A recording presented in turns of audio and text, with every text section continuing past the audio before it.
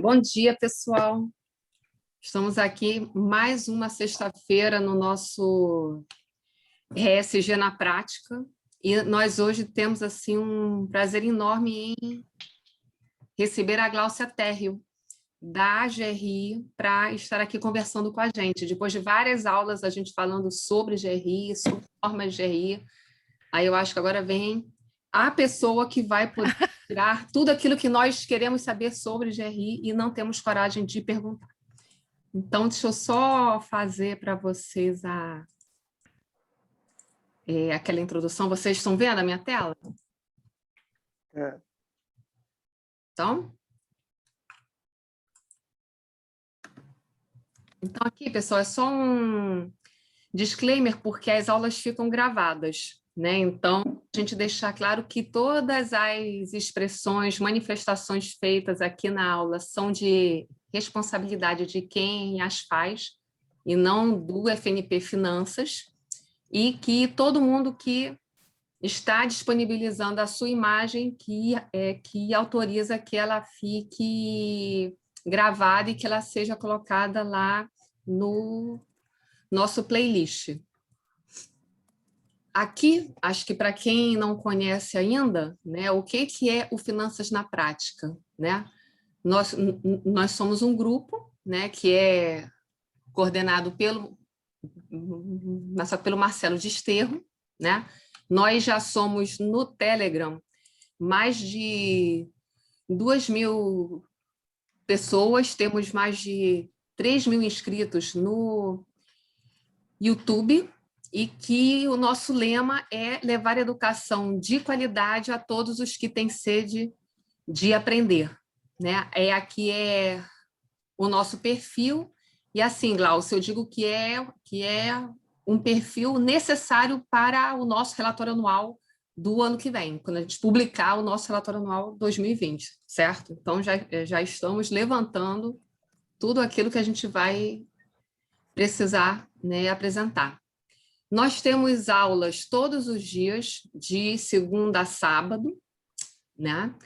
Mas só que às sextas-feiras, agora a gente tem feito uma série de lives, né, no lugar das aulas, de manhã, um pouco para a gente trazer convidados que vão tratar dos temas que nós já vimos nas aulas, e todo domingo a gente tem um encontro, né, especial, onde uma pessoa vem dar uma palestra. Nesse domingo vai ser a professora Isabela Sacramento, né, que eu acho que vai ser um evento imperdível, né? E nós hoje, né, como eu já falei, nós hoje vamos falar com a Gláucia sobre as normas GRI, mais do que, né, porque a gente fala muito sobre GRI, mas são os indicadores GRI, tá, mas é muito mais do que isso, né? Então, como a gente pode usar as normas GRI para uma gestão, para a gente poder fazer uma gestão ESG de fato, tá? Então, eu trouxe, assim, acho que para a gente poder começar, Glaucia, assim, mas eu queria que você se apresentasse, claro, né? E que você falasse um pouco, né, sobre o que é a GRI, né, sobre qual o papel da GRI, né, mas só que para orientar as organizações nos seus relatos para a sustentabilidade, se são só as grandes empresas, né? Se são mas só também as pequenas e médias, né? Mas eu também te pediria que você falasse um pouco, né? Acho que o Zé também comentou um pouco, ou seja, em 2020 a gente teve o nosso boom SG, né? A gente só fala SG, tudo é SG, todo mundo, né, tá com essas 3 letrinhas na ponta da língua, né? E aí isso é alguma coisa nova, né? Não. Ou isso veio evoluindo, mas teve algum gatilho que fez com que em 2020, né, isso fosse tão falado, né? Uhum. Né? E aí acho que você pode começar e depois, assim, eu tenho outras perguntas para te fazer, só que eu acredito que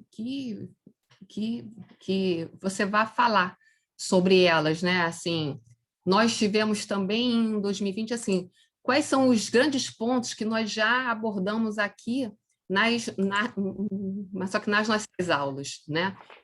Mas só que o aumento das informações que são demandadas, né, sobre a ESG, né, e que todo mundo com quem a gente conversa diz que a principal fonte mas só que de informação são os relatórios de sustentabilidade, né? Então, como eu sei, né, mas o que é um bom relatório, né? Mas esse relatório, mas ele é publicado uma vez a cada ano, né? Então, o que eu posso fazer para ter informações mas só que mais tempestivas? Mas para se ter um bom relatório de sustentabilidade, a gente fala sobre materialidade, né? O que é a materialidade de fato? Porque eu vejo a materialidade, a matriz né, que, por exemplo, é feita para um relatório GRI, mas temos também materialidades setoriais, né, que é como apresenta o SASB. Então, ou seja, temos vários temas que nós já tratamos aqui, tá? E que aí eu te peço que você comece a abordar, porque vão ser muitas questões. Tá bom. Então, vamos lá, vamos começar. Tá, joia. Muito obrigada, Regi. É um prazer estar aqui com você, Regi, uma pessoa que eu adoro, né? Porque eu te conheço desde 2008, já trocamos, nos últimos tempos a gente tem trocado todos os dias informações, né? É um negócio, acho que essa uma facilidade, né, da questão do WhatsApp, de poder fazer troca de informação, enfim, e te considero como se fosse da minha família já. Então, muito obrigada pelo convite, é um prazer estar aqui, estou muito feliz de estar aqui, né? E eu vou falar um pouquinho sobre a GRI, mas você me mandou essas perguntas por e-mail, né? E não é que eu fiz né? Fui respondendo aqui, sabe, as Então tá. perguntas. Então, eu vou seguir aqui na ordem do que você me mandou, né? Mas a primeira pergunta, né, quando você fala, uma coisa que me chama a atenção, né, se ESG é uma coisa nova, né, eu digo não, e sempre teve ali, na verdade, ESG sempre existiu, né, e o que não tinha era mais a parte de medição, né, de monitoramento e entender que essa parte do ESG implica, né, e afeta a criação de valor ou destruição de valor da empresa, né? Então o pessoal ficava focado naquilo que é tradicional, que é o financeiro, né, e olhando só essas questões financeiras, né, e acabava não prestando atenção nessa parte de baixo do iceberg, né, que a gente fala, que é a questão, né, ESG, né, e aí acho que isso daí é legal para eu começar a colocar minha apresentação agora, Regi, porque tem uma historinha que eu gosto de contar e que não é historinha, é o que realmente aconteceu para o nascimento da GRI, né? Então, deixa eu só colocar aqui, vou colocar em formato apresentação. Bom, antes de começar, eu sou a Glaucia, trabalho para a GRI desde 2007, aí eu conheci a Regi em 2008, quando a gente foi fazer um trabalho setorial na Abrad, né?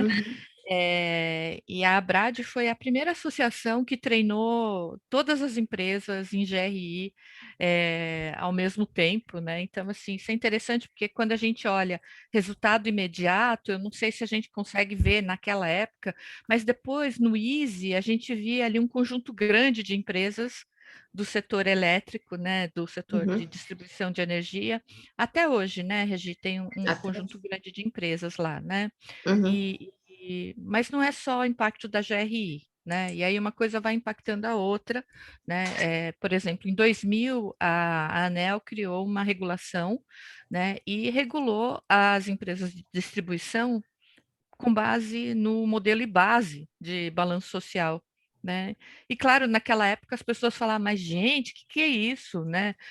Monitorar a questão de homens e mulheres, é tudo igual, é por lei e tal, mas a gente vê que isso não é verdade, né? E até hoje, né, quando a gente fala, existe uma regulação, está na Constituição Federal, né, essa coisa da igualdade de gênero, mas o Brasil ainda, quando vai ver no ranking mundial, está numa posição muito ruim em termos de desigualdade salarial, homens e mulheres, né? Então, quais serão, né, os gargalos, quais serão as questões estruturais que provocam isso? Né? Então, assim, mas mesmo assim a gente vê que uma ação do governo, como o José Maurício estava trazendo, né, que eu acho que não dá para dizer que é tudo ruim, né, mas assim, uma ação do governo provocou, né, um bom desempenho das empresas do setor elétrico, né? Então, eu acho isso interessante quando a gente vê de outra perspectiva, né? Bom, mas vamos falar, vou contar a história da GRI. A GRI nasceu em 89, na verdade, né? A gente fala que a fundação oficial da GRI foi em 97, mas o estopim de nascimento da GRI foi em 89, com o acidente da Exxon Valdez, quando investidores institucionais nos Estados Unidos começaram a discutir, né? Poxa vida, além da gente ter perdido dinheiro, né? Totalmente contraditório aos nossos princípios, valores, enfim, né? E o que a gente está fazendo errado quando o nosso dinheiro está investido ali, né? Ou seja, quando a gente é também responsável por aquele acidente, né? Então, essa contradição entre princípios, valores e o que estava acontecendo chamou atenção e eles começaram a discutir de que maneira que eles faziam investimento, né? E eles olhavam aquela parte tradicional, como eu falei, na parte financeira da empresa para tomar decisão se investir ou não numa organização, né? E aí via se dava retorno, não dava retorno, aquelas discussões. E aí chegou lá, bom, está faltando alguma coisa aqui, né? Eu quero saber como que esse valor que está aqui nesse relatório financeiro, como que esse valor é criado, como que ele é gerado, né? Ou seja, para você ter aquele valor financeiro, você mexe com uma série de outras questões e perspectivas, aspectos, enfim, da empresa, né? Que são, por exemplo, as relações com os empregados, as relações com relação com a comunidade, relação, né, com políticas ambientais, relação com o governo, José Maurício, que muitas vezes a gente pode perder dinheiro por fazer alguma coisa assim, e a gente destrói valor, não só valor financeiro, mas valor social, valor ambiental também por coisas que, né, por questões, por exemplo, como refis, que a gente falou, né? É, bom, enfim, aí eles falaram, bom, preciso de mais informações além das informações financeiras, eu quero informações sobre como que a empresa cria esse valor aqui que está no relatório financeiro. E assim nasceu a discussão sobre informações socioambientais, que nem era chamado assim ainda, eles falavam, eu preciso de informações sobre trabalhadores, sobre, né, sobre outros aspectos, né, e aí, em 92, a gente teve o nascimento de uma ONG chamada CIRIS, né, nos Estados Unidos, que foi o berço da GRI como instituição, né, e eles traziam entre os princípios para as empresas, né, em princípios empresariais, o disclosure, né, que é um deles que está aqui, olha, é o oitavo princípio aqui. 1, 2, 3, 4, 5, 6, 7, 8. É o oitavo princípio, disclosure. Transparência, disclosure está aqui, né? E aí eles falavam do disclosure das informações socioambientais, né? Nós passamos, né? O pessoal que estava nessa ONG, assim, tinha gente de fundos de pensão, economistas, acadêmicos ligados a Yale, Harvard, enfim, e eles influenciaram a discussão na Rio 92, né? E se a gente pegar o documento final da Rio 92, a gente vai encontrar ali, é importante a criação de instrumentos de gestão que auxiliem as organizações no processo de inserção da sustentabilidade nos negócios, né? Então, a gente ali que era para fortalecimento das indústrias E não é assim, tipo, vamos abraçar a árvore. Não, realmente, mesmo sendo na Rio 92, já trazia essa perspectiva, que era importante para gestão e para a robustez das organizações, né? Então, isso passou pela Rio 92, né? Aí, em 99, a gente teve, né, assim, essa é uma construção de várias mãos, né? A gente teve o lançamento de um livro chamado Canibais com Garfo e Facas, que a Regi menciona, Uhum. né, no artigo que foi publicado na RI. E aqui ele inaugura o conceito de triple bottom line, em que agora ele tá fazendo um recall, né? Ele está falando que estava errado, enfim, ele não que estava errado, talvez a mesma coisa, está incompleto, né? Ele vem defendendo muito o papel da liderança engajada, né? Então, ele tem um livro novo chamado Cisnes Verdes, né? E que o pessoal fala que é um recall desse livro, mas eu acho que na verdade, assim, uma continuação. Bom, a gente teve a Rio Mais 10, na Rio Mais 10, aí a GRI, olha, eram 10 anos depois, né? Já era uma instituição e ela aparece no documento final da Rio Mais 10, lá de Joanesburgo, né? Como uma das sugestões ou um dos caminhos, né? É, e aí, só para pontuar, né, e esclarecer essa sigla ESG, que está todo mundo falando hoje, a primeira vez que ela foi mencionada foi nesse relatório, né, que é um relatório do IFC Compacto Global, que se chama Who Cares Wins. Né? E aí, esse relatório está chamando a responsabilidade do setor financeiro, né, na questão da discussão socioambiental. Enfim, só para trazer mais ou menos a história, né, de como que a GRI nasceu. Né? E aí eu queria só mostrar, quando você fala, né, qual a importância disso, eu entendo que a norma GRI, né, ela é uma norma que começou a ser construída em 89, enfim, né, começou a ser discutida, daí em 97 colocou no papel, né, começaram a colocar no papel essa discussão. E o que ela faz, ela ajuda a empresa a entender o que é sustentabilidade para ela mesma, ajuda a organizar, né, o processo de inserção da sustentabilidade no negócio, né? Então, eu acho que ela é uma plataforma que é abrangente, ela não é alguma coisa que foi criada do nada. Então, a GRI se propôs a ser uma norma universal e ela trabalha com tudo aquilo que é universal também. Então, se a gente olhar cada indicador da GRI, a gente vai encontrar uma referência no final, uma ou várias referências.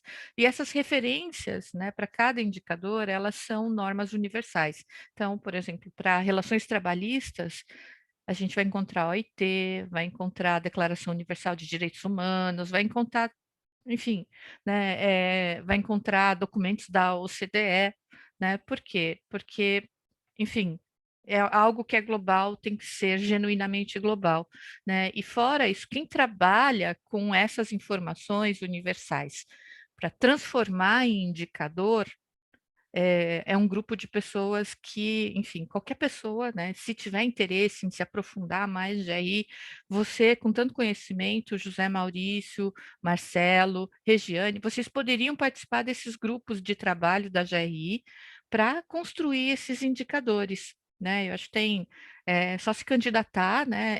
É um trabalho voluntário de pessoas do mundo inteiro, enfim, mas hoje, com essa questão de trabalhar remotamente, enfim, dá para participar, eu acho bem interessante, né? Enfim, aí deixa eu só voltar aqui, né? Gestão. Eu coloquei o E na frente do ESG porque trazendo a Sônia Favaretto para essa discussão, que é uma pessoa importante nesse trabalho, né?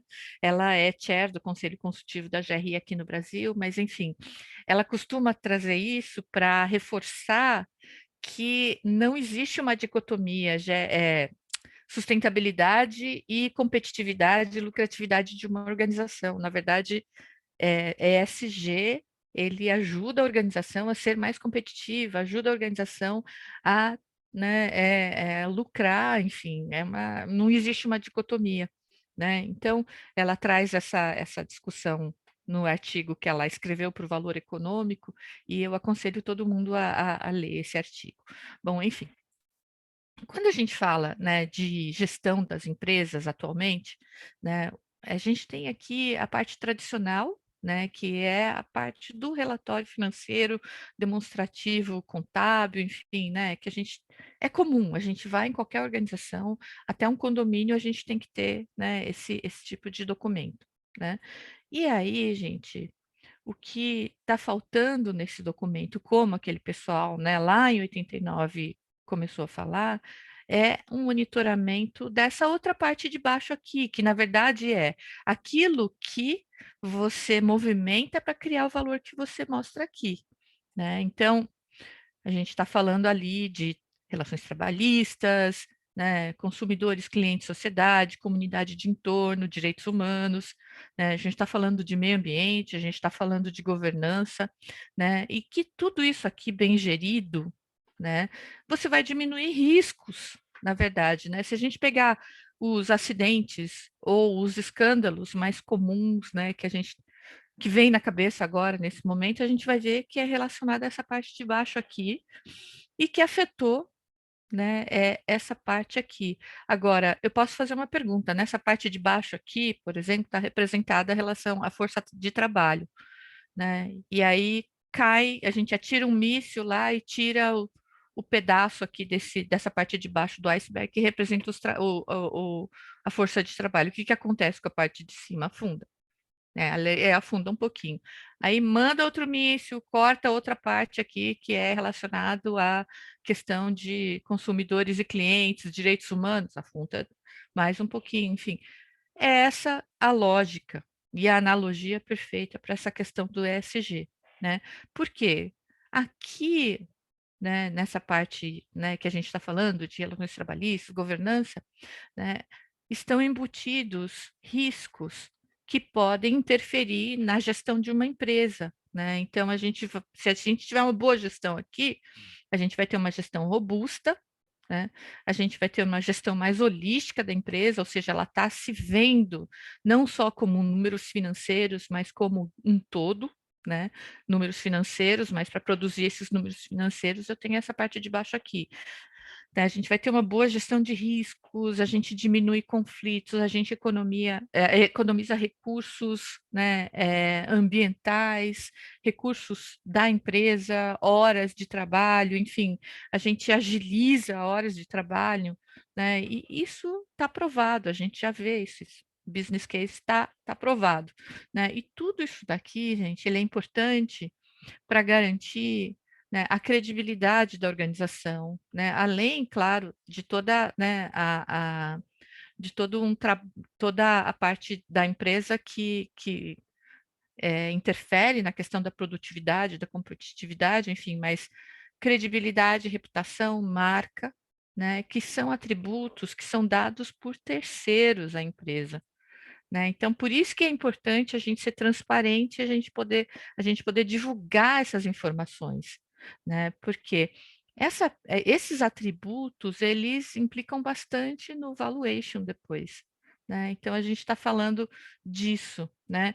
E aí, quando a gente traz todas essas iniciativas ESG, né, aquela coisa da sopa de letrinhas, né, elas têm relação com essa parte de baixo aqui do iceberg, né? Então, CDP, Easy, Dow Jones, né? Claro, cada ferramenta tem uma função diferente, né? E vale a pena a gente investir um tempo para a gente entender a correlação dessas iniciativas, né? Antes de sair fazendo o preenchimento de todas em piloto automático.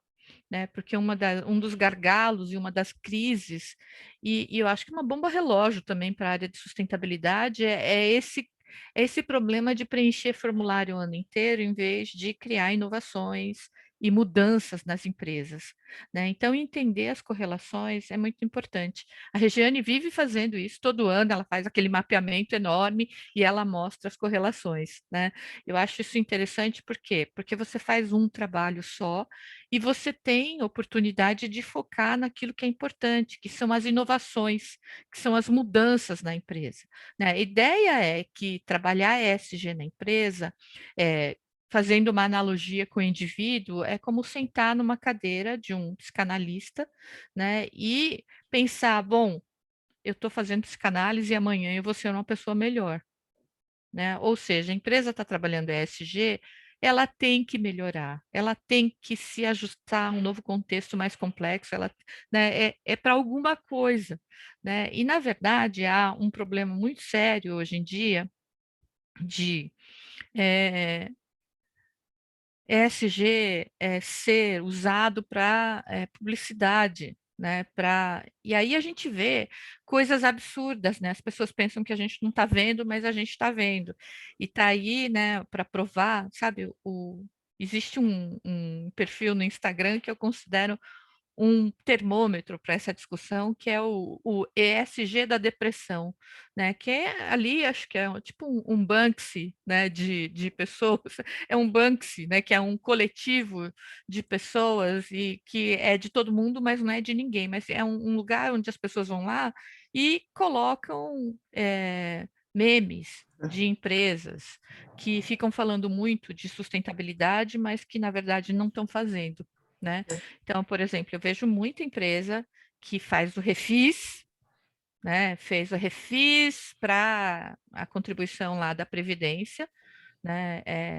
E ainda pega 90%, depois divide os 10% que tem que pagar, divide em 50 mil anos, né? E aí, na época que estourou a pandemia, foi lá, fez um trabalho com álcool gel e saiu falando na Globo, saiu falando no Estadão, saiu falando. Gente, né? Assim, a gente está vendo, né? Puxa vida, isso daí não é nada, né? Então, eu acho que se gastou um X, gastou 20x para fazer a publicação, a propaganda, enfim, isso é terrível, né? Eu acho que isso é uma coisa que as pessoas precisam começar a se atentar e o papel nosso, né, como stakeholder e impactado por esse tipo de atitude é a gente trabalhar e interagir com as empresas e perguntar, né? Olha, você fez isso, por que que você não, né?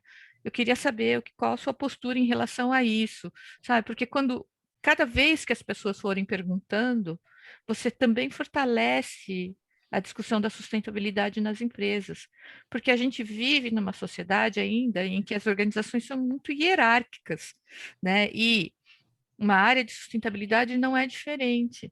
Então, quando essa notícia ou quando essa demanda vem de fora, é muito mais fácil para a área de sustentabilidade mostrar, olha, não está vindo de mim, está vindo de fora, né? Então, isso ajuda a gente a jogar a sustentabilidade para o nível mais estratégico nas organizações. Bom, enfim. Aí, gente, Glaucia, oi, Glaucia, deixa eu te interromper, porque tem uma uma pergunta? do Lobo, tá Tá. levantada. Uhum. Não, Cláudia, obrigado. Assim, a primeira coisa que eu vou falar do meu ponto de vista, né? Estou falando de uma pessoa do mercado financeiro e de um gestor, né? Assim, eu achei muito importante o que você colocou sobre essa questão de você da companhia ficar preenchendo formulários né, de várias entidades, né, diferentes, né, que cada uma delas tem uma função.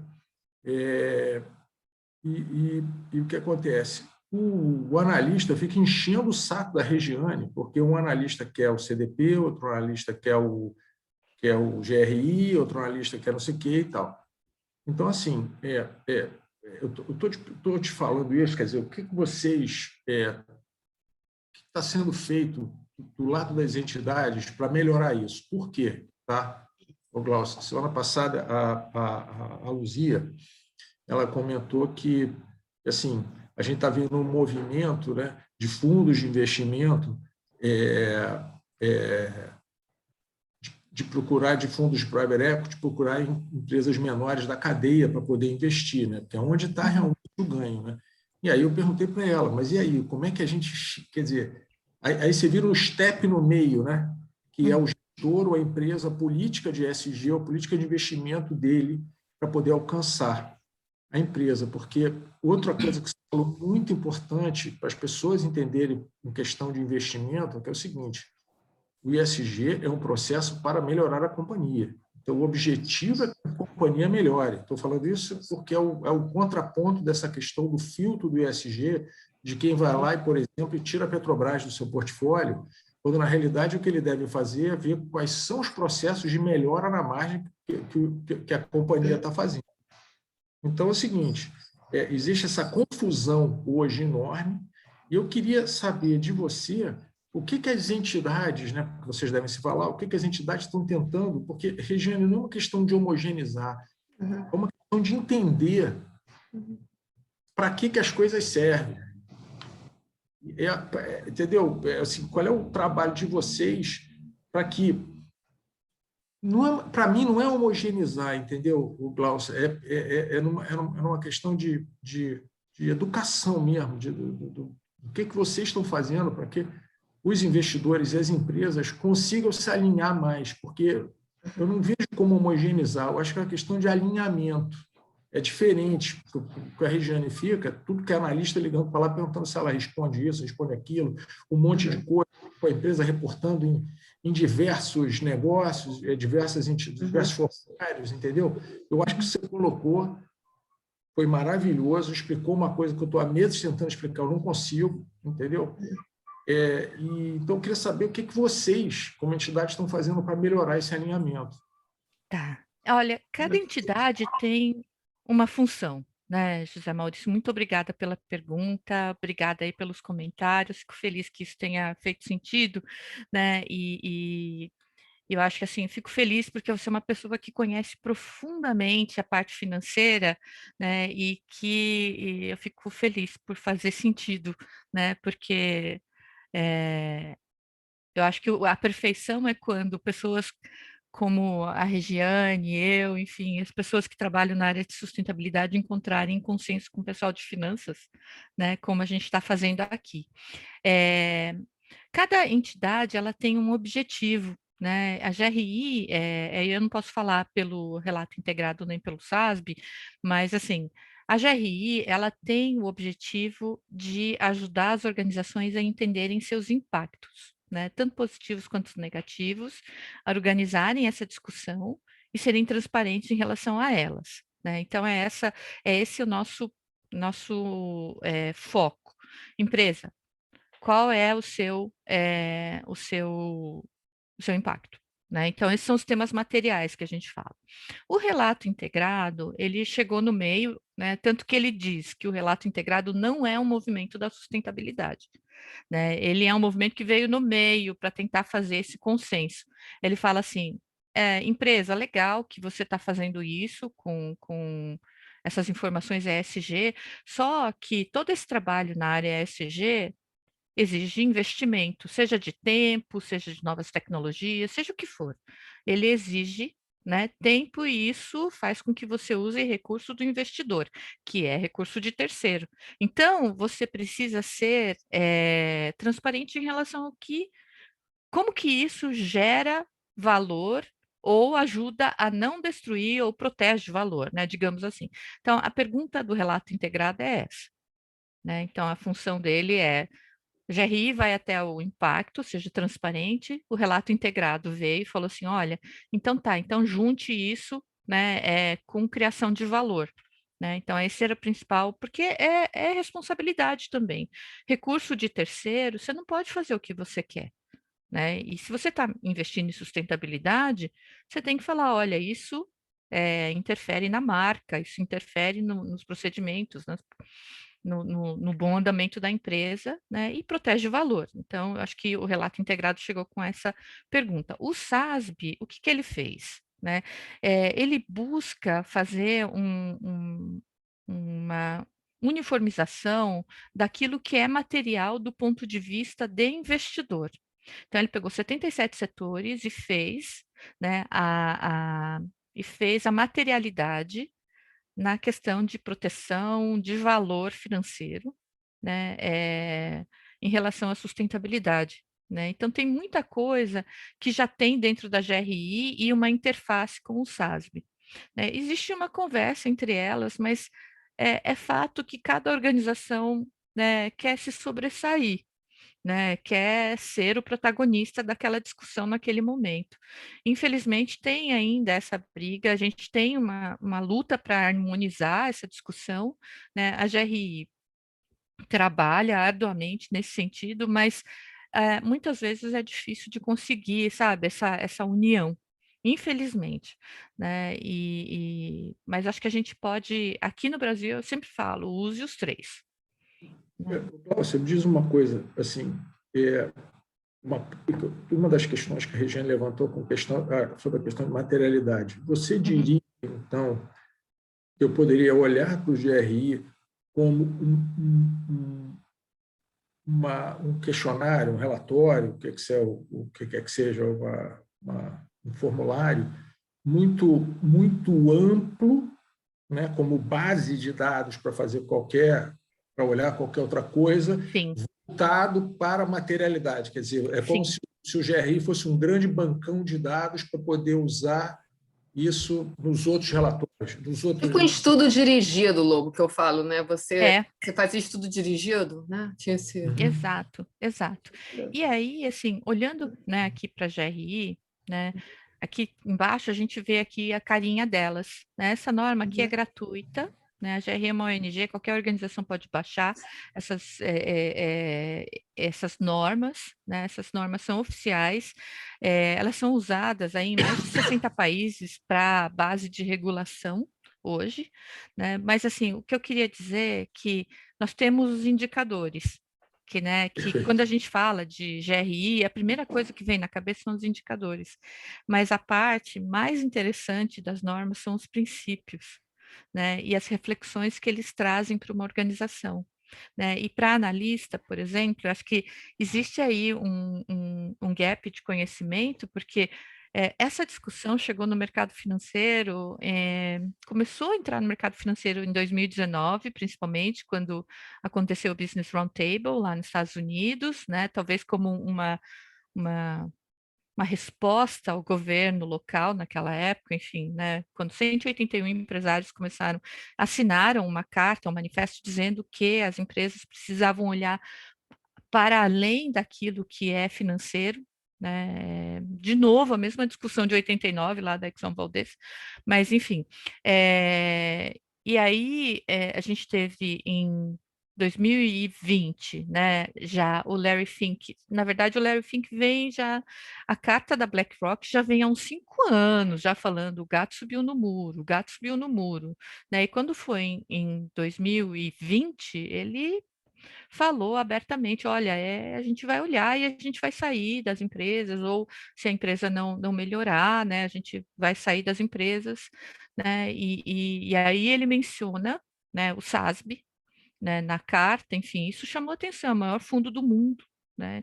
Ele administra um valor que é maior que o PIB dos Estados Unidos, enfim, isso chamou atenção e acabou ganhando bastante tração, né, no mercado financeiro. Né? Mas antes disso, a gente já vinha vindo aqui, os grandes bancos brasileiros, por exemplo, e fundos já eram signatários do Princípios para Investimento Responsável. Então, já existia um movimento. Só que ele saiu desse nicho, dessa bolha, e acabou indo para o mainstreaming.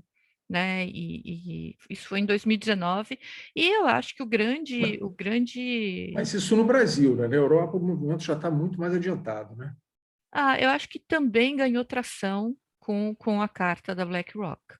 Né? E lá na Europa, uma das coisas que está empurrando bastante é a União Europeia com o Green Deal, né? E lá eles vão mexer em todos os setores, né? E é certo que na Europa a gente já tinha governos bem mais atuantes, né? Por exemplo, o governo da Suécia, em 2008, falou assim: bom, eu estou aqui e eu administro as empresas estatais. Eu sou um empregado da sociedade, eu devo administrá-las bem, né? E eu devo dar muita transparência em relação a tudo que eu estou fazendo em relação às estatais, né? Sou empregado, eu tenho que prestar conta para a sociedade, né? E aí ela obrigou todas as estatais a publicarem relatório de sustentabilidade, porque eles queriam saber mais sobre a governança, queriam mais saber sobre os trabalhadores, né, criação de valor, enfim, E ele, né, estatal não é nossa, estatal não é do governo, estatal é da sociedade, e eu preciso administrá-las bem, né, para prestar conta para a sociedade, né? Então, assim, a gente viu, isso foi em 2008, né? Isso influenciou outros governos, né? Influenciou Islândia, influenciou, enfim. E aí hoje a gente já tem mais de 60 países, né, mencionando o GRI aí para o processo de relato, e isso também foi a inspiração para 13.303 no Brasil, né, de 2016, né, que obriga as empresas estatais a fazerem relatório de sustentabilidade ou, né, e esse ou aí na lei está errada, né, e a gente percebe o ou integrado, né, a gente percebe o desconhecimento do movimento e do trabalho, da parte técnica disso, de quem colocou essa regulação, né? Na verdade, é relatório de sustentabilidade integrado, ou até melhor, seria relatório anual com informações ESG integradas. Eu acho que essa seria a perfeição, né? Porque não existe ou integrado ou de sustentabilidade, né? Sustentabilidade tem que estar integrado no relatório anual. Então, eu acho que é por aí. Não sei se eu respondi ou se eu comentei corretamente, falta alguma coisa. Por responder, você foi muito além do que... Ah, que bom, que bom. Então, gente, a GRI ainda é a norma mais utilizada, né? Voltando aqui, não, já tem um outro slide aqui. Bom, essa parte aqui é a parte mais interessante, que é a parte dos princípios, né? Que eles, embora a parte mais, né, que chama mais atenção sejam esses, os indicadores, 200, 300, 400 aqui. Os 200 são os econômicos, 300 são os ambientais e 400 são os sociais. Isso Ô, aqui... Balsa, aproveitando que você está fazendo aí, mostrando, você não acha que as pessoas, o mercado, as próprias empresas, ficam muito focados como você falou aqui, nos indicadores, e Ficam. menos focado no que é o mais importante, que é o anterior, como você falou, de pensar em inovação? Sim, sim, eles ficam focados nos indicadores e talvez porque seja uma coisa palpável e talvez porque não tem como. E assim, você vai pegar uma empresa, por exemplo, do setor elétrico, Light, e vai pegar uma outra empresa do mesmo setor. Cada uma tem um contexto, cada uma tem uma composição acionária diferente, né? E você tem que fazer um exercício, né, meio que intelectual para analisar essas empresas. E é isso que eu acho que elas acabam não fazendo. Eles querem dados e uma receita pronta, assim, tipo, pegar uma tabela e ver o número para baixo, para cima e ver se quem está bom, quem não está. E isso não dá, né? Não tem como, você tem que fazer um raio-x, né? E esse raio-x, eu acho que o principal, eu acho que essas informações aqui, elas ajudam você a entender, né, como é uma empresa em relação ao ESG, ou como ela é uma empresa em relação à gestão, mas eu acho que o principal é ver a estrutura. Por exemplo, hoje, se a gente está falando de ESG, a gente tem que ver numa estrutura organizacional onde é que está o ESG. Eu acho que o principal sinalizador é aonde está, né? Se o ESG estiver embaixo de comunicação e marketing, acende um sinal vermelho, né? Se você pode ir além, se você quiser, né, apoiar esse movimento como investidor, você pode até ir além, se fala, olha, sustentabilidade tem que estar na governança, tem que estar no conselho de administração, tem que estar em cima, tem que estar perto, né, da estratégia, né, e não na área de comunicação, né? Eu acho que isso é uma coisa, né, que é claro que a gente vai ver a empresa que começou na comunicação e irradiou, né, e hoje está ali trabalhando com relações com investidores, conseguiu, né, de algum jeito encontrar uma receita para trabalhar isso. Mas o principal é entender onde é que está, né? E eu acho que, e aí quando uma empresa tem, por exemplo, um comitê de assessoramento para a sustentabilidade, ou no conselho ela tem gente que entende de sustentabilidade, né? Eu acho que é um bom começo, né? Então, quando a gente viu, por exemplo, que a Light chamou a Ana Toni para, né, ou a Lavínia Holanda, né, para discussão, para o conselho de administração, além da questão do gênero, achei importante isso, mas elas são pessoas que entendem de sustentabilidade, né? E com certeza isso vai promover, né? Não digo que vai mudar uma empresa de um dia para a noite, porque ESG também não é assim, né? Eu acordo de um jeito um dia, né? Ele tem que ir, né? Não é uma coisa assim trivial, assim, né? Ele mexe com todas as estruturas, né? É que nem fazer um trabalho num prédio, por exemplo. Se tira um pilar ali, se mexe um pilar de lugar, pode desmoronar o prédio inteiro, né? Então, não é uma coisa trivial, uma coisa que você vai inserindo e você vai trabalhando essa questão na gestão da empresa, né? E vai provocando essas mudanças, tá? Eu acho que assim... O que eu vejo muito os meus pares, né, é aquela história, né? Qualquer iniciativa tem que ter uma métrica, né? Seja ela de ESG ou de qualquer coisa, você tem que ter uma métrica para poder avaliar a iniciativa, seja ela de qualquer origem, não é isso? E aí eu me deixa muito angustiado, porque, por exemplo, a Regiane fala comigo que recebeu a visita do investidor e tal, e o cara só quer saber dos números, Glaucio. Assim, isso é um absurdo, assim, total e completo. As pessoas não estão preocupadas em 2017, 2018, eu descobri uma companhia, que eu não vou falar quem é, que pela primeira vez, né, eu vi que tinha um comitê de sustentabilidade que era composto por um independente do conselho, o diretor administrativo, né, não era nem o diretor financeiro, e um membro dos funcionários, entendeu? Então, aquilo ali passou a ser um benchmark para mim que eu não encontrava mais em nenhuma empresa, só nela. E eu cobria as empresas do setor elétrico e óleo e gás, entendeu? Nessa época, entendeu? Então, assim, Regiane, eu não sei, porque eu acho que quem tem que ensinar para os analistas, os investidores, são vocês, entendeu? Porque os caras estão perdidos, os caras estão muito mais preocupados em saber, em preencher o formulário e saber da métrica do que entender como é que para entender a iniciativa que gerou a métrica.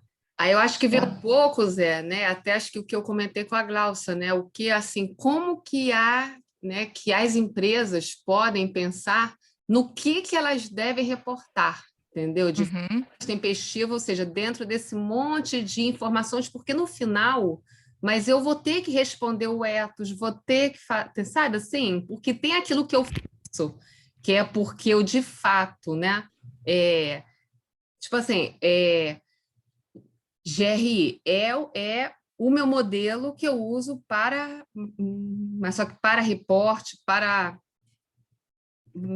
mas só que para organizar as minhas ideias, a forma como eu trabalho, isso tudo. Mas fora isso, eu tenho outras demandas que surgem e que vêm assim, e que eu tenho que apresentar. Agora, Regiane, mas como eu vou dar o destaque? Isso que você fala, como que eu vou, de repente, lá no meu site de RI, formar, né? Olha, mas o que é de fato importante para a Light? É isso, entendeu? Ou para qualquer outra empresa. Como que eu, por exemplo, eu fiz um benchmarking para selecionar aquilo que eu passei a divulgar a cada trimestre, né? Eu vi GRI, mas só que vi as demandas específicas, né? Mas que chegam em vários questionários, né? E tipo assim, quando vem o questionário, fala assim, é rapidinho, 5 minutos. Aí eu perco dias fazendo, né, aquele questionário, é ótimo. Horrível, tá? né? Assim, então, a gente tenta fazer isso, Zé.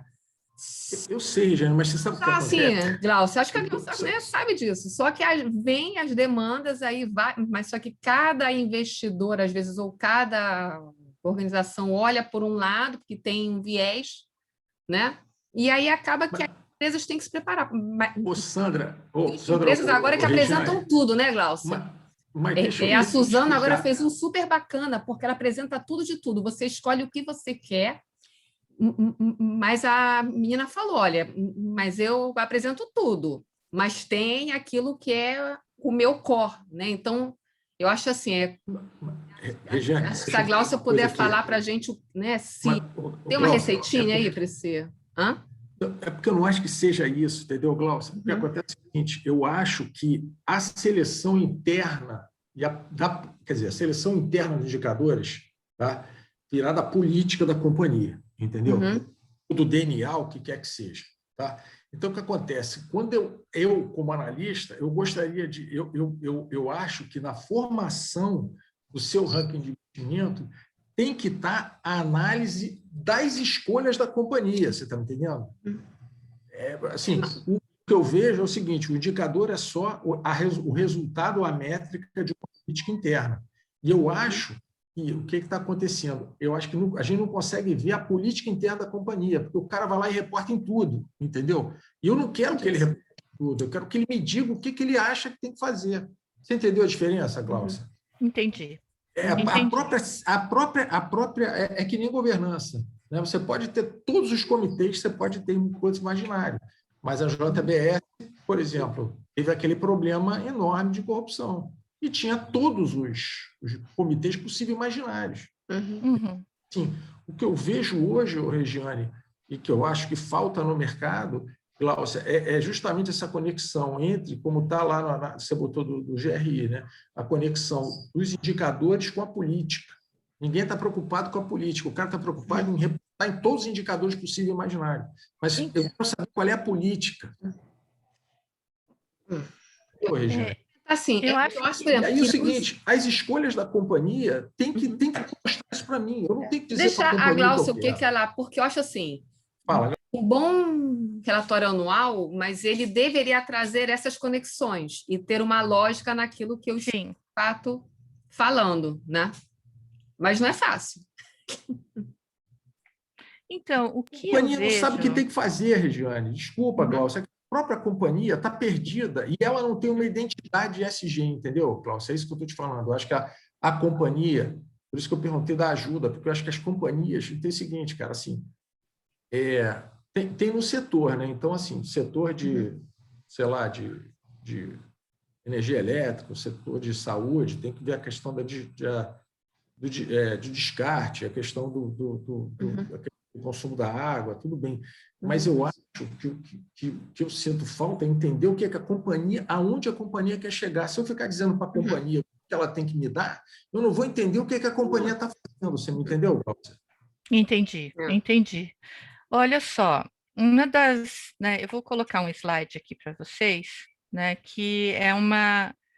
E aí, assim, isso não está na metodologia, porque isso deveria ser uma coisa que qualquer pessoa deveria já ter muito claro para quê. Primeiro, eu acho que tem um comentário que eu queria fazer para vocês, que é, muitas vezes a empresa vai fazer o relatório externo, né, e mostrar as informações para fora, mas não preparou nem a transparência interna, né? Então, por exemplo, a pessoa que está lá no chão de fábrica tem dificuldade, ele está ali no dia a dia, ele está vendo, por exemplo, aqui tem um risco de explodir essa barragem, né? Ele tem abertura para falar isso e fazer com que o assunto suba, né? Ele não tem, gente, a gente tem uma estrutura extremamente hierárquica, né? Então, e isso só vai mudar exatamente como como você falou, José Maurício, que é o que a empresa quer com isso, né? E aí eu tenho um slide, isso não tá na norma GRI, tá? Isso é uma coisa que de trabalhar com as empresas, né? Eu acabei entendendo que era um assunto que eu precisava trazer, né? Que é isso daqui, gente. Esse é um processo que seria interessante uma organização passar, é uma sugestão, tá? Ele deveria ser que nem aquele da FNQ, né, Regi? Ele deveria ser uma bola, mas eu não sou muito boa com imagem de PowerPoint, tá? O Alexandre está aí, Glaucia, te escutando, hein? Carrasco. Quem é o Alexandre? Puxa vida, e ele é bom para fazer essas coisas, né? Ô, Alexandre, oi, pessoal. Sou sua fã, viu? Estou por aqui. É muito legal, sou sua fã. Então, olha Beijo. só. Beijo. A primeira pergunta que uma organização tem que fazer quando vai trabalhar ESG é essa, gente. Quais são as minhas motivações para isso? Né? Quais são os benefícios do processo? Né? Então, aqui, desde entender como que eu quero chegar no investidor, né? Eu tenho que entender como que o que eu tenho ali na minha empresa, por exemplo, se eu olhar lá no meu Form 20, a minha provisão para ações ambientais está alta, né? A justificativa para todo o meu trabalho na questão ambiental, na questão de meio ambiente, é isso, olha ali a minha provisão. eu preciso melhorar isso. Se a minha provisão para ações trabalhistas está muito alta também, então é por isso que eu estou trabalhando, gente, né? E aí você vê as desconexões, né? Você vê lá no Form 20 uma provisão gigantesca, né? E aí no relatório de sustentabilidade, somos a melhor empresa para trabalhar, e coloca aquela coisa lá, né? O prêmio que ela ganhou não sei da onde lá, bem grande, né? E aí você vê essa esquizofrenia de informação. Né? Então, é verdade, é isso, você precisa definir. E a mesma coisa para consultor, por exemplo, né? Um consultor, quando ele vai atender uma empresa, ele não vai vender o relatório, né? Ele tem que saber que relatório é um meio, né? E o que ele vai vender para a empresa é chegar no investidor, é chegar ou, assim, é diminuir, por exemplo, o turnover, é diminuir, né, a questão das ações trabalhistas, das ações ambientais, ou é, por exemplo, conseguir crédito mais barato, porque os bancos, né, um banco, por exemplo, tem o Green Deal, o Santander está sediado na Europa, né? E aí ele está vindo com algumas políticas fortes aqui para subsidiária no Brasil, e aí já tem empresa de agronegócio que conseguiu empréstimo mais barato no Santander, né? O crédito verde, né? Que ele vai, conforme ele vai atendendo as metas, e ele está usando o GRI para fazer essa demonstração, conforme ele vai atingindo as metas estabelecidas e acordadas com o banco, os juros vão caindo. Né? Então, isso é uma coisa que é isso que uma empresa precisa definir, é isso que eu quero, é para lá que eu vou, e o consultor e o empregado da empresa também precisam ter essa sintonia. Né? Então, quando alguém vai buscar um consultor no mercado, né, ele tem que ter muito claro, o relatório é um meio para chegar ali onde eu quero, o que eu quero comprar é isso. Né? E aí, gente, não saber disso e não definir isso é um dos gargalos para a fraqueza, né, ou para a fragilidade da discussão da sustentabilidade nas empresas. Né? Claro que não é só por causa dos profissionais de sustentabilidade, né? Tem muita gente na alta gestão que não entendeu a importância disso ainda. Né? E a gente, para a gente mostrar e ganhar o apoio dessas pessoas, a gente precisa, né? Existe uma frase feia que o pessoal falava muito lá no interior, quando eu morava, que era matar a cobra e mostrar o pau, né? Que era assim, que você precisa mostrar o trabalho que você fez e como isso influencia na criação de valor ou na proteção de valor, mostrar isso, né? Usar a linguagem de negócio, falar, olha, se a gente não fizer isso, vai virar multa. Né? Ou vai perder oportunidade, né? Ou a gente vai perder mercado, né? Porque se você exporta para a Europa, por exemplo, ou se você presta atenção no que o Biden está fazendo, voltando para o Acordo de Paris, significa que a barrinha vai subir, né? E que nós vamos ter novos critérios, né, para vender ou para ter investidores, enfim, para atrair investidores. Tá? Então, acho que é isso que eu acho que o que você está falando, José Maurício, é o que eu falo quando eu falo precisa definir as motivações. Né? E outra coisa, essa questão da transparência interna. Né? Tá cheio de empresa falando, tenho relatório de RI, mas dentro de casa essa informação não flui. Né? E aí você pega o pessoal de sustentabilidade se esforçando, vai lá, estuda, estudou, fez um mestrado aqui na GV de São Paulo custa R$ 90.000 o mestrado de sustentabilidade, e aí você contrata essa pessoa para preencher formulário o ano inteiro. Né? Então é um barril de frustração, na verdade. Né? E porque o cara está querendo ali inovar, ele está querendo transformar. Né? E você fala, não, você vai preencher formulário o ano inteiro e o seu KPI é prêmio XYZ. É muito chato isso. Tá terminando o horário? Tá terminando. Ai, Glaucia, nem fala para mim. Deixa eu Mas te tem o Francisco. pergunta do Francisco, que ele está Tá, com a mãozinha levantada, tá. tá? Tudo bem, Mais Francisco? um pouquinho, acho que se todo mundo topar, já deu a nossa hora, mas a gente vai. Eu posso até 8h20. Tá, se todo mundo puder, a gente fica, eu também posso. A gente vai caminhando, tá bom? Se quiser marcar outro dia, num domingo, eu volto, hein? Tá bom. Cuidado, hein? Agora que eu já peguei o microfone, eu não largo mais. Brincadeira. Fala, Francisco, bom dia. Dia. Bom dia. Achei assim importante a Glaucia falar em transparência interna. E ela mencionou um pouco antes sobre a Eco 92, e foi onde eu estava no meio desse furacão. Ai, que legal. Tá? Eu estava numa indústria em implantação, quer dizer, já estava na fase de startup, Baía Sucelose S.A., do Grupo Suzano, no Rio Mucuri, onde a gente fazia a captação de água, e no meio daquela confusão toda de ONGs em cima da gente. Mas, voltando a esse ponto da transparência, Glaucia, eu fazia parte do Comitê de Garantia da Qualidade. E ali, né, na liderança do diretor industrial, a gente desenvolvia projetos de melhorias que resultaria não só na uma condição melhor ambiental, mas em economia para a fábrica, consumo de óleo e uma série de coisas. Chegamos a fazer até estudo, né, do solo com relação à contaminação, uma coisa muito pesada, mas muito interessante e enriquecedora. E nesse momento aí, um ano depois, nós, além de certificarmos na ISO, em ponta a ponta, tá? Não ficou nada fora, nós arriscamos e nos certificamos um draft do meio ambiente, primeira empresa no mundo, tá? Com relação à certificação ambiental. Nós já estávamos já num ritmo de transparência, de compreensão, de assumir responsabilidade. Então, foi uma experiência fantástica.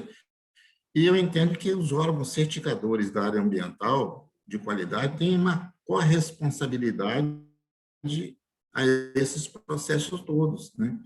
Então, é esse ponto que eu contei essa história para chegar a esse ponto, né? Não é só a transparência interna, mas esses comitês internos têm responsabilidades, assim como os órgãos, né, que credenciam, né, que certificam.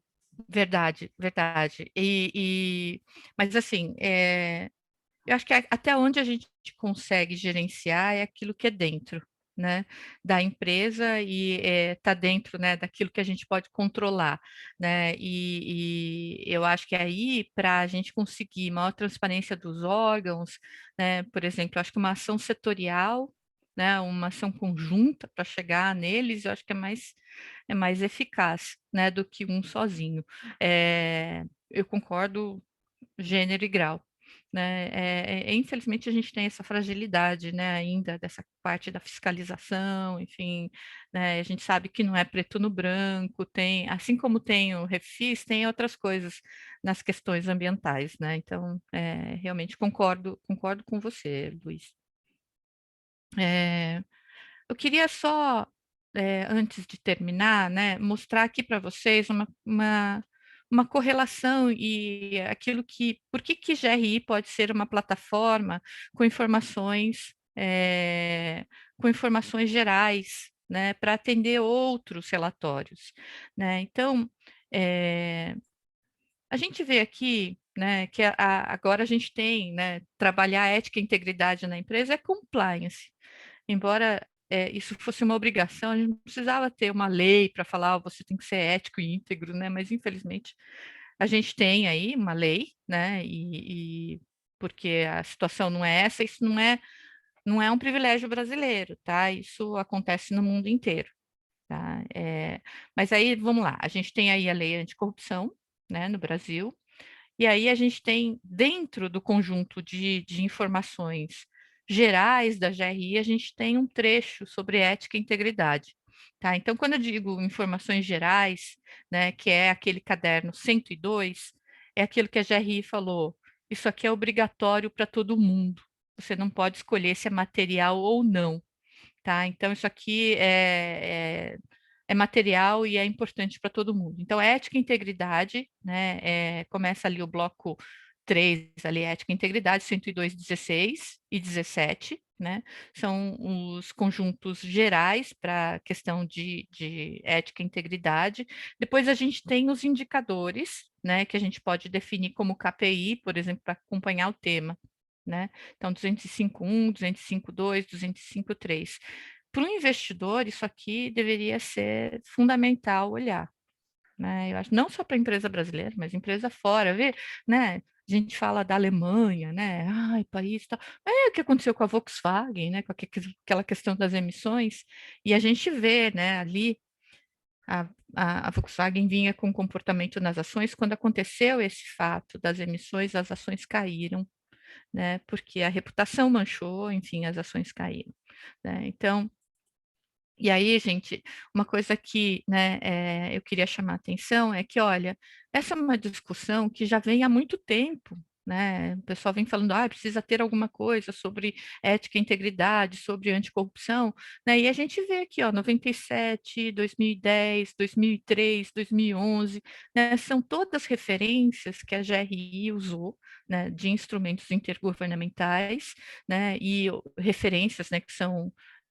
documentos que são acessíveis gratuitamente, né, e que foram usadas para a criação desse indicador. Ou seja, ela pegou uma discussão que vem há muito tempo, né, só que não tem indicador para isso, né, e transformou isso em indicador para acompanhar uma discussão da agenda internacional da sustentabilidade, né? E então, deixa eu só voltar lá.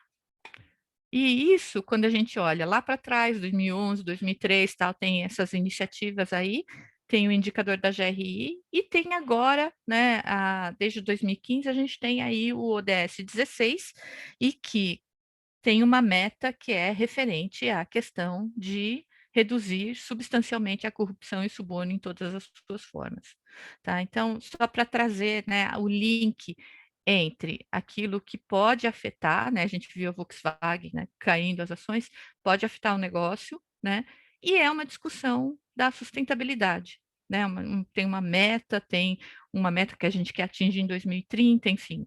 E aí aqui, gente, eu peguei do site do IPE, o que eles colocaram como meta para o Brasil, né, reduzir substancialmente a sonegação fiscal, a corrupção e o suborno em todas as suas formas. Tá? E a gente tem indicador que é relativo à questão fiscal também dentro da GRI. Tá? Mas é só para mostrar como, né, as coisas estão conectadas, né, e como uma coisa que você faz dentro da empresa impacta no geral. Né? Quando a gente fala, né, que o Brasil, por exemplo, em termos de concentração de renda, né, a gente falou até antes da conversa, né, José Maurício, antes da gente entrar na live, né, a gente vê aí, por exemplo, o Brasil no ranking de concentração de renda, né, a gente sabe que concentração de renda é perigoso para a democracia, concentração de renda provoca violência, provoca questão de criminalidade, enfim, a gente sabe disso, né? E o Brasil é o segundo pior colocado em concentração de renda, né? E quando a gente vê um negócio chamado Refis, o Refis está a favor disso, o Refis é a serviço disso, né? De concentração. Mas não só isso, quando a gente pega, por exemplo, a comparação entre o menor e o maior, né? A gente entra numa empresa e vai falar de política salarial e sustentabilidade, parece que não tem relação, mas tem. Né? Tanto que no formulário de referência já aparece ali, ele pergunta sobre remuneração e por que está perguntando de remuneração. Né? Porque, gente, tem empresa no Brasil que a média salarial e o maior salário tem uma diferença de 400 vezes, né? E isso, né, é um foco, né, é uma raiz, na verdade, da questão da concentração de renda. Né? Então, isso é uma coisa que você pode melhorar, né, a questão da sustentabilidade e a realidade né, ao seu redor por meio de políticas internas dentro da empresa. Né? Fazer sustentabilidade ou trabalhar sustentabilidade não é fazer álcool gel, isso daí é fazer espuma. Tá? É você fazer direito àquilo que você nasceu para fazer. Né? Então, se você produz, por exemplo, refrigerante, tem que pensar no impacto que esse refrigerante causa. Né? Ou por que em países mais desenvolvidos, né, bebida é muito caro, porque o imposto é muito alto, porque ele já entendeu a conexão daquilo com a saúde pública.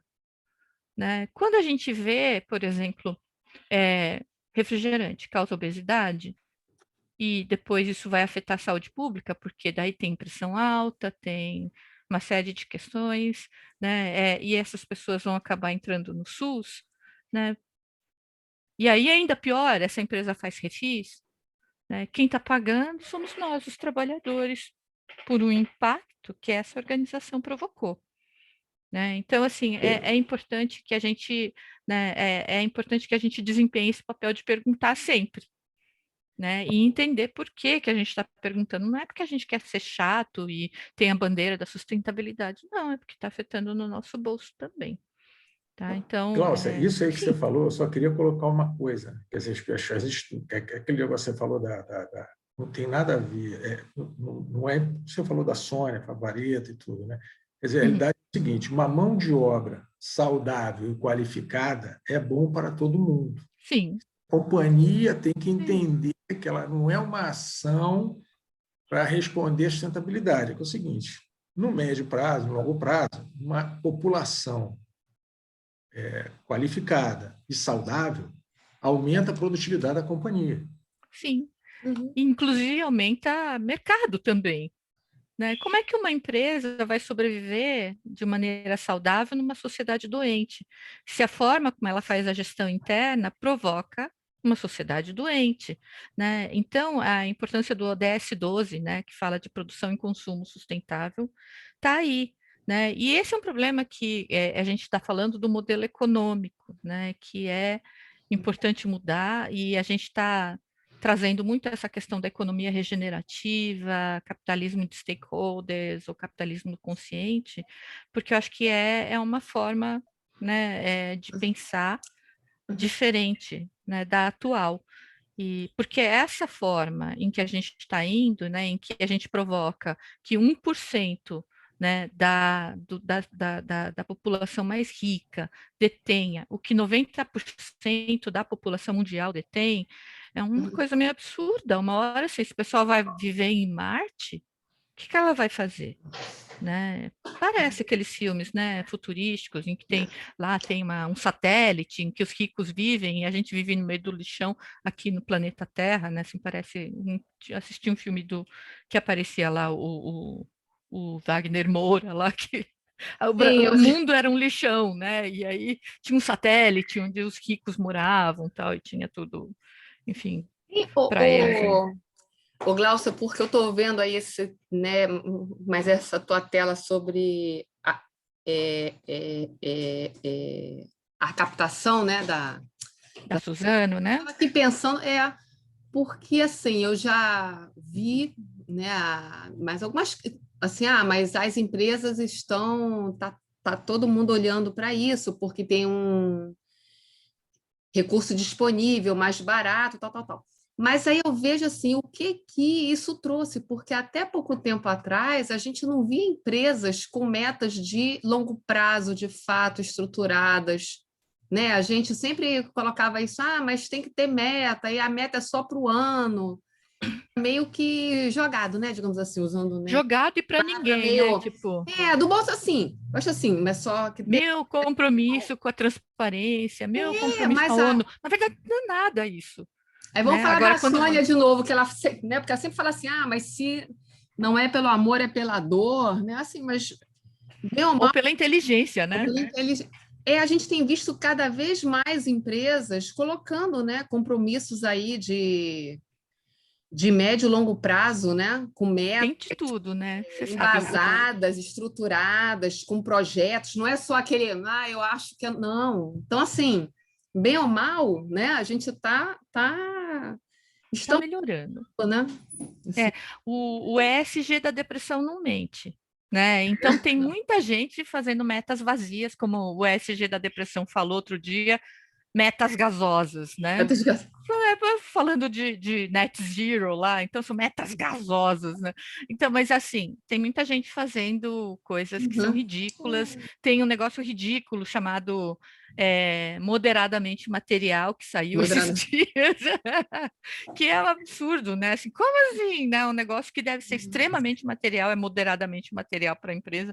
Não, gente, é uma coisa assim. não, é porque ainda tem muita gente que mas eu sou Gosto, mas tenta ficar fugindo de tudo que é jeito do Sim, sim. fazer, né? E quer manter o business as usual, enfim, eu É. sempre ganhei assim, vou continuar ganhando assim, né? Então, sei lá, quero fazer parte dessa discussão ESG, mas quero continuar a ser como eu sempre fui, né? Então, assim, eu acho que essa questão dos títulos, né, verdes, né, eu acho bem interessante, porque você cria uma meta, você cria um compromisso com o investidor, né? E aí, Sim. ou você ganha um desconto, ou você, né, faz com que aquele investidor millennial, por exemplo, né, que está falando bastante agora, né, que está tendo uma transferência gigantesca de valor financeiro, né, de dinheiro, enfim, para investidor millennial que tem outro chip, né, e que quer fazer, não importa como que,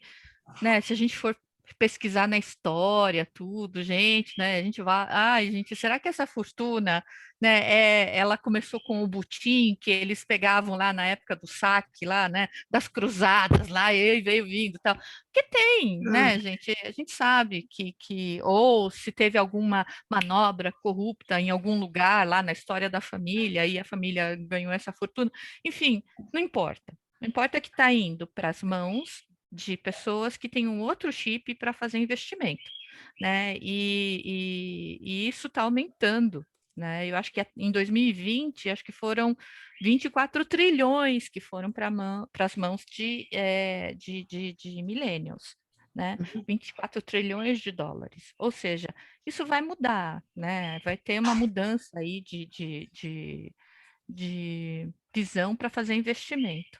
Né? Então a gente vê, eu acho legal, eu gosto bastante dessa modalidade de títulos, porque você cria essa meta, né? E não é tipo, a minha meta com a ONU, porque a ONU, se você não cumprir, o que ela vai fazer? Né? Ou, né, minha meta com o movimento da transparência. Quem é esse movimento da transparência? É uma coisa etérea, assim, né? Então, assim, as pessoas não vão fazer nada, né? Agora, se você, né, faz um compromisso com o investidor, eu acho isso está indo para o mainstreaming mesmo, né? Sim, pois Agora, é. com essa emissão, 40% da captação da Suzano é ESG, né? E ontem saiu também, né, que eu mandei para você, da Fleury, né, do Sai. laboratório.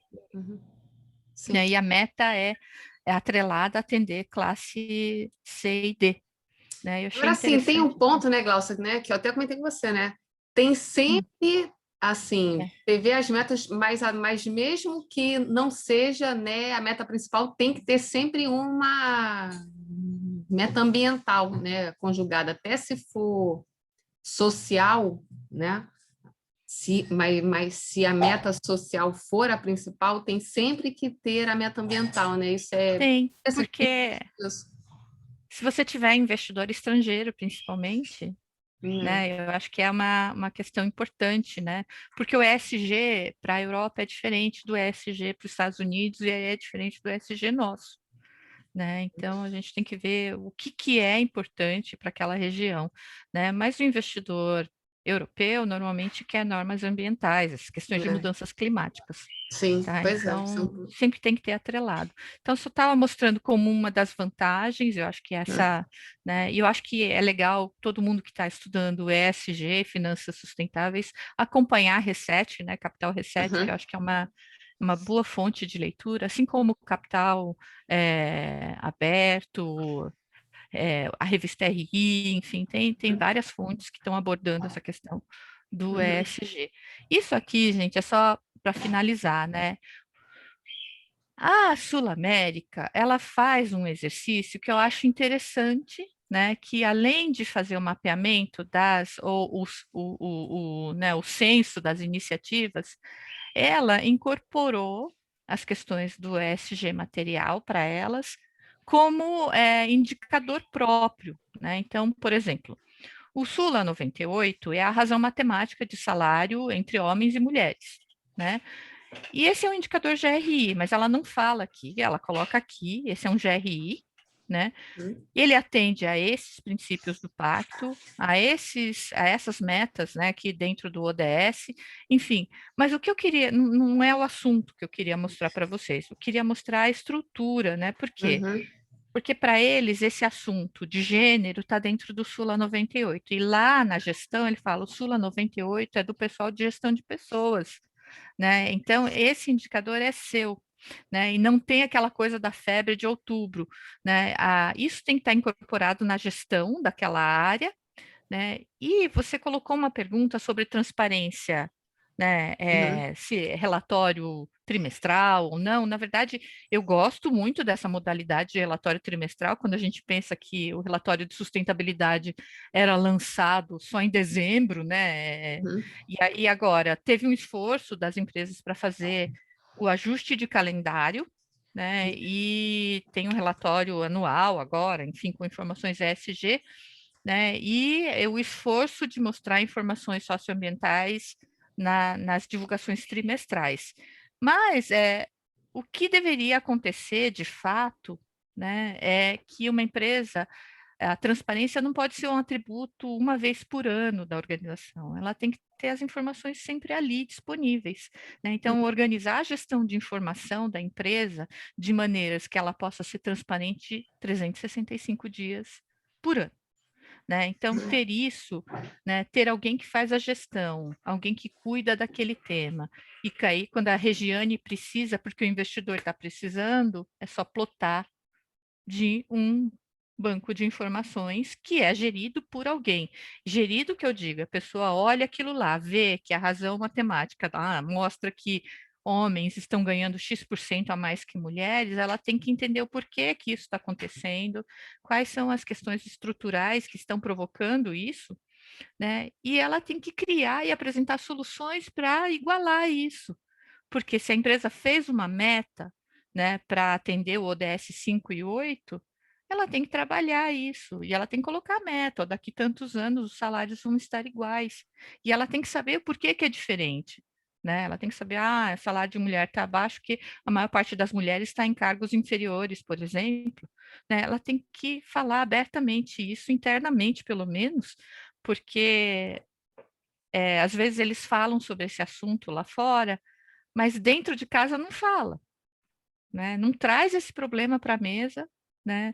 E agora, com o investidor perguntando... É como ferramenta de gestão, né, Glaucia? De novo. Exato. Não é simplesmente reportar e olhar para aquilo uma vez a cada ano. Não, é isso. Exato. Então, aqui, gente, esse slide fica para mostrar para vocês, né, que existe...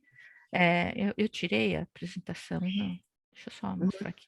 Esse slide, né, que eu coloquei aqui para vocês é para mostrar, né, que isso pode acontecer e tem a ver, por exemplo, né, aqui, por acaso, não tem a ver com o SASB, né, mas você pode colocar a informação aqui e entender, porque se surgir lá na frente uma outra iniciativa que, de repente, um outro grande fundo está falando, você pega aquele conteúdo e você encaixa aqui, olha, os assuntos estão aqui, né? E você não precisa mudar totalmente seu sistema de informação e gestão para atender uma nova iniciativa, você encaixa ali, né? Você fala, olha, aquele trabalho que você faz na parte de gênero, né, já atende isso. Tem alguma coisa nova que eu preciso colocar na minha gestão?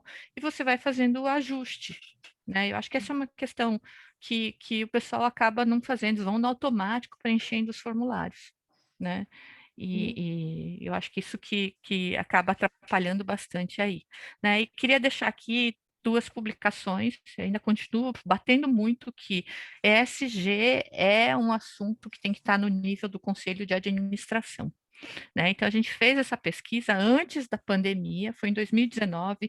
Eu queria entender por que grandes empresas com pessoas extremamente inteligentes e comprometidas na área de sustentabilidade se metiam em grandes escândalos e se metiam em problemas ambientais e acabavam provocando coisas que, né, assim, para eles, para o pessoal de sustentabilidade que está ali no dia a dia, aquilo foi um escândalo muito grande. Eu acho que não sei como uma pessoa não morreu de depressão, mas eu sei gente que saiu da empresa, tudo, porque viu que estava dando murro em ponta de faca, né? E aí você viu o relatório da empresa, tudo, mas era a tal situação de transparência externa, tentativa de transparência externa e atender demandas externas, mas falta transparência internamente, né? E aí tem a área de sustentabilidade, tem o conselho de administração, mas não tem uma conexão entre as duas, né? Então, por isso que eu falei, bom, e a gente entendeu com essa pesquisa que a gente fez em 2019, que empresas que têm comitê de assessoramento em sustentabilidade tinham melhores práticas que as empresas que não tinham, né? E eu acho que é uma pedida boa quando o investidor fala, você tem comitê? Né? Mas não pode ser comitê familiar de sustentabilidade, como tem uma grande empresa aí que criou um comitê de sustentabilidade só com a família, né? Tem que ser um comitê formal, bacana mesmo, com gente do conselho e preferencialmente trazendo algum profissional de fora, independente, que possa dar pitaco nas questões socioambientais, né? Então, a gente viu, e aí no ano passado a gente criou um guia sobre comitês de assessoramento em sustentabilidade, são publicações que a gente fez em parceria com o IBGC, tá? E que vale a pena dar uma olhada, né? E que aí, embora eu tenha vindo aqui falar de indicadores ESG, eu estou falando mais em como usar essas informações dentro da empresa, né? E que isso é uma questão até, o pessoal fala, isso é bíblico, né? Assim, brincando, tá, gente? Né? Assim como contabilidade nasceu, né, numa história aí bíblica, nasceu com José lá na época que ele começou a fazer aquele negócio dos silos, né, para tempos difíceis, enfim. E a pergunta ou a frase bíblica é: agora que você sabe a verdade, o que que você faz com a verdade? Né? Então, eu acho que é muito mais importante essa pergunta, né? E as pessoas acabam ficam focando na coisa, nos indicadores, enfim, em vez de. E agora que a gente tem isso aqui, que a gente faz, né? Que é a questão da mudança e do amadurecimento da empresa. Ou se a gente olhar de um jeito analógico, fazendo, né, desculpa, não é analógico, fazendo uma analogia, digamos assim, quando a gente pensa, né, de rumo, né, das empresas no atual modelo de negócio, no modelo econômico, que provoca 1% com a riqueza de 90%, 99%, né, a gente está, né, qual é o caminho que a gente está seguindo? A gente está numa rodovia, uma velocidade, e que a gente vai terminar num precipício, né, e aí uma parte vai cair no precipício e a outra vai viver em Marte.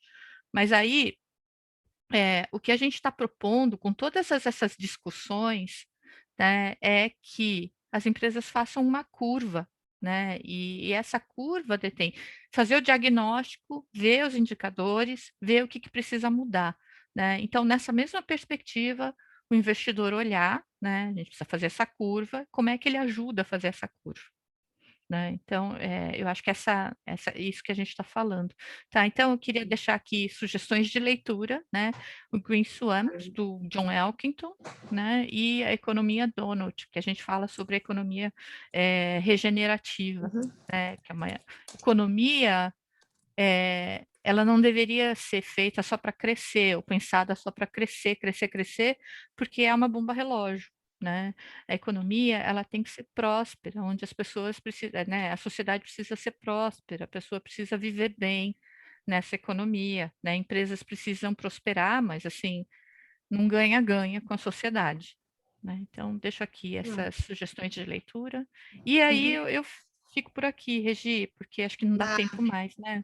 Menina, rendeu assim, Glaucia, maravilhoso, assim, nem sei como te agradecer, acho que por você compartilhar, né? Porque assim, nada é como te escutar falar, né? A gente falou aqui já sobre GRI, sobre os indicadores, né? Eu nas aulas eu tentei trazer um pouco, mostrando como que os indicadores eu fui colocando tipo estrelinhas. Olha, mas esse indicador, mas ele fala com um tal tema que é relevante, que está sendo dito, mas eu não consigo às vezes expressar da forma que você bem coloca, assim. Acho que foi assim brilhante, Glaucia. Eu te agradeço, Bom, né?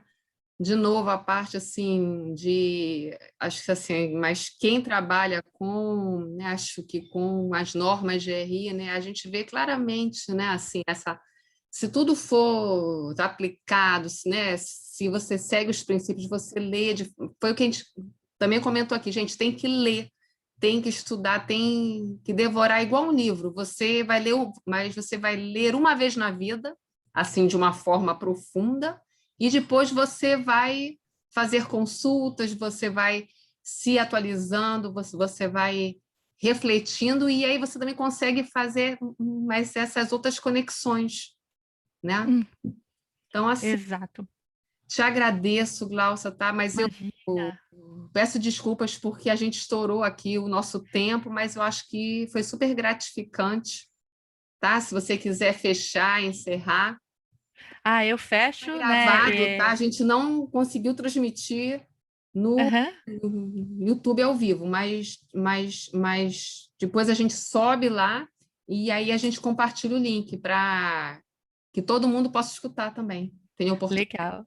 tá bom? Então, deixo aqui a sugestão, né, para cada um fazer o seu próprio relatório de sustentabilidade, né, que para entender, né, o conceito, sabe, Regi? Eu acho muito legal pensar, né, porque tem, né, os princípios de contexto, tem uma série de questões que a gente usa para fazer a nossa materialidade, né, e lembrando, né, a gente está num país em que o ódio ficou tão latente, né? O ódio entre as pessoas ficou tão latente, às vezes eu tenho até medo de sair na rua, né? Mas assim, o que que a gente quer para o futuro, né? Um planeta com ódio, com bagunça, ou o que a gente quer? Né, mais compreensão, com mais, né, respeito um ao outro, né? Eu acho que isso é o que a gente quer, né?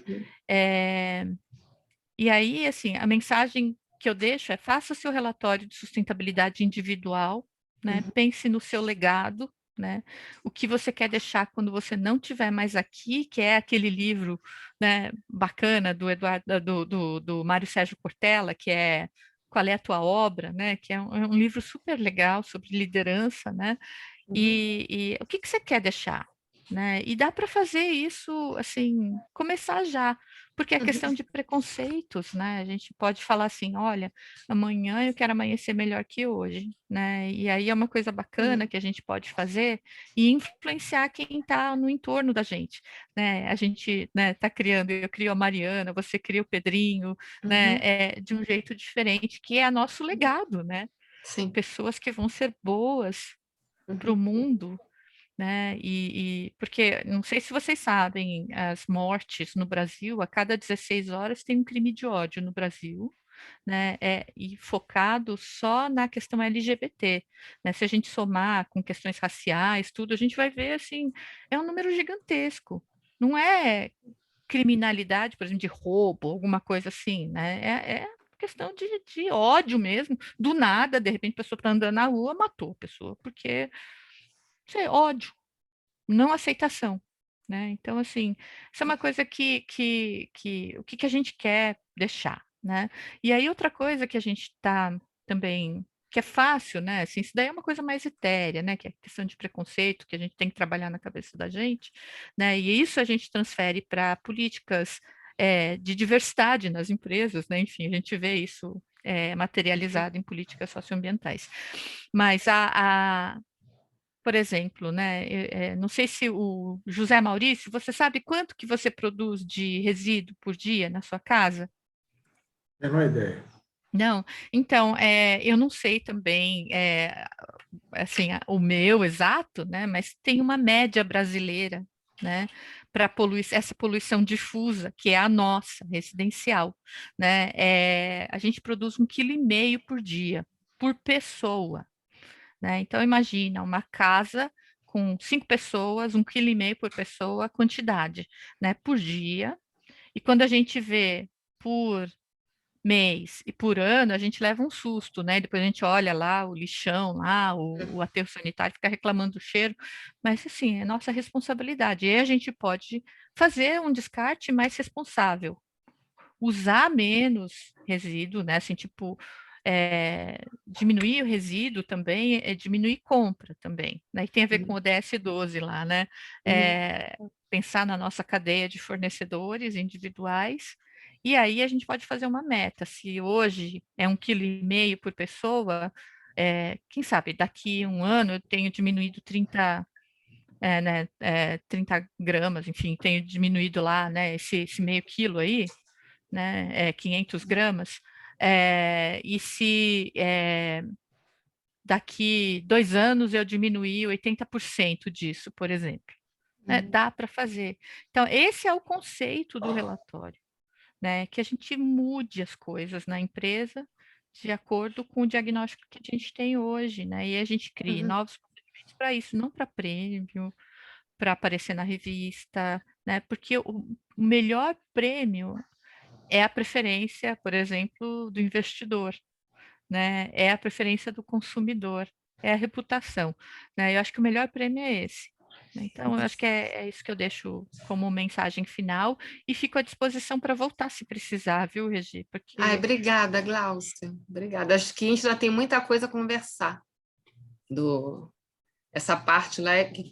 Mas eu vou ver se eu chamo aqui para conversar com a gente o Luiz Pires. Acho que ele pode sim. ter boas, né? Vou conversar com ele. Luiz, o Cris da Suzano, eu acho que são pessoas bem bacanas para fazer vir troca. conversar. Sim, Tá. sim, né? Gláucia, mais uma vez te Obrigada, viu? agradeço. Agradeço ao Lobo, ao Francisco, todo mundo que participou, tá? Vocês tenham um dia, um bom final de semana, tá? E, Gláucia, a gente continua se falando. Sim, por favor. Gláucia, muitíssimo obrigado, Gláucia. Obrigada a vocês.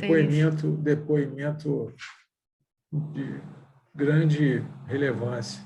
Que bom, que bom. Não é? Tudo fez, né? Tudo fez mais sentido hoje, né? Eu acho. Até aqui. Fez mais sentido e é com a certeza que no mercado ninguém sabe nada. É isso. Mas tem muito para ensinar ainda. Só isso. Tá bom. Então vamos. E eu acho que o papel do FNP, gente, é fundamental nesse sentido, né? É um legado de vocês. Sim, viu? a gente Continue fala aí. muito sobre isso, Gláucia, né? Sim. Acho que a gente não se reuniu por acaso, né? Sim. Marcelo E sempre educação fala é isso a para a chave, né? gente. Todos num propósito aqui. Sim. Tá? Muito obrigada, gente. Tá? Gente, beijo para vocês. Bom dia, bom final de semana. E para quem é da aula, até amanhã. Tá? Até! Temos, Zé. O Zé hoje vai falar? Tem hoje, né? O Lobo. Tem o 360, tem. Isso, o Lobo no final do dia hoje coisas. Tem evento. O nosso happy hour que bomba também. Eita, que legal! Bacana. Se bombar Tá por bom, conta dela, tá, Gláucia? Tá bom.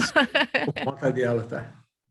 Tchau, gente. Bom dia, obrigada, tá? Bom Vocês dia. Obrigada, aqui tudo com a de gente. bom. Tchau. Obrigada, viu, gente? Tchau, tchau. Obrigado, tchau. Tchau, pessoal. Tchau. Vou encerrar.